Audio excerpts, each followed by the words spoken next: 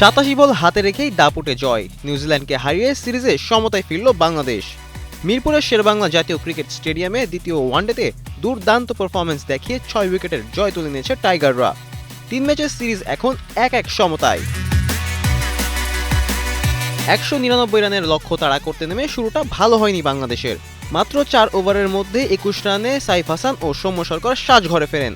তবে সেখান থেকেই ম্যাচের মোড় ঘুরিয়ে দেন তানজিদ হাসান তামিম ও নাজমুল হোসেন শান্ত।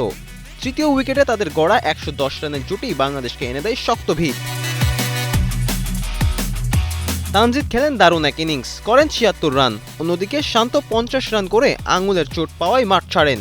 এরপর চাপ সামলে দলের জয় নিশ্চিত করেন তৌহিদ হৃদয় ও অধিনায়ক মেহেদী হাসান মিরাজ। হৃদয় 31 বলে টানা সপ্তমবারের মতো বেস্ট টিস্যু পেপার ব্র্যান্ড হিসেবে স্বীকৃতি পেয়েছে বসুন্ধরা টিস্যু। 30 রানে অপরাজিত থাকেন, আর মিরাজ করেন 25 বলে 8 রান। ষষ্ঠ উইকেটে তাদের অবিচ্ছিন্ন 32 রানের জুটি এনে দেয় স্বস্তির জয়। তবে ম্যাচের আসল নায়ক ছিলেন ফাস্ট বোলার নাহিদ রানা। নিউজিল্যান্ডের ব্যাটিং লাইনআপ ধসিয়ে ক্যারিয়ারের দ্বিতীয় ফাইফার তুলে নেন তিনি। তার বোলিংয়ের সামনে টিকতে না পেরে 198 রানে থামে নিউজিল্যান্ডের ইনিংস।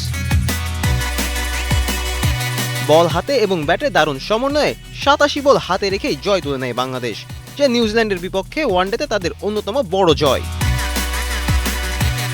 এখন স্বপ্নজোর চট্টগ্রামে, যেখানে আগামী বৃহস্পতিবার অনুষ্ঠিত হবে সিরিজ নির্ধারণী তৃতীয় ও শেষ ওয়ানডে। ফারদিন রেজা, কালের কণ্ঠ।